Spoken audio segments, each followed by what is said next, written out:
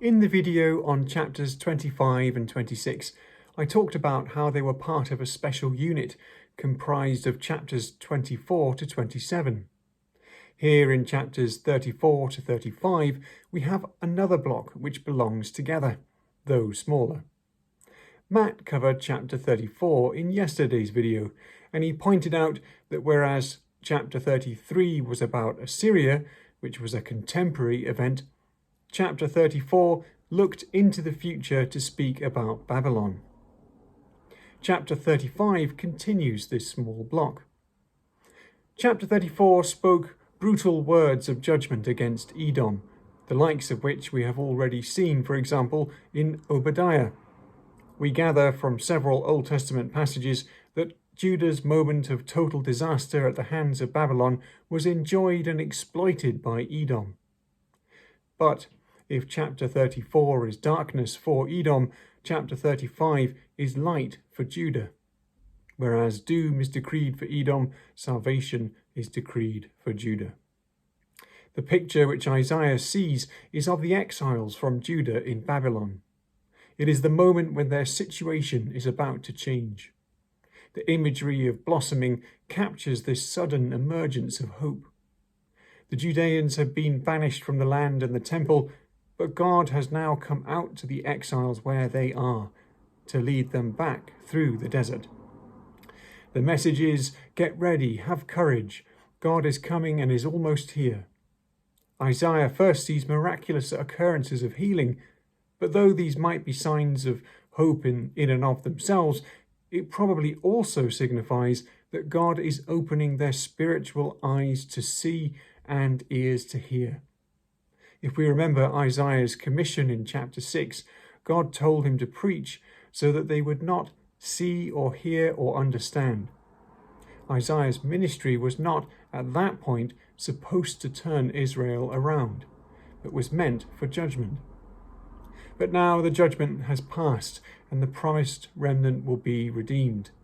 They will now be given the ability to see and hear and obey God. Then Isaiah describes something else.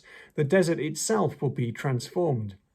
Travellers from Babylon to Judea would avoid the desert for obvious reasons, taking a northwest route along the Euphrates before turning southwest and going through Syria. But this vision shows a transformation of the desert, which miraculously starts producing water, and a highway for the exiles to return straight back on the fastest route to Jerusalem. It is a new Exodus. The highway which God creates in the desert will be a bigger theme in the second major chunk of Isaiah, which begins at chapter 40.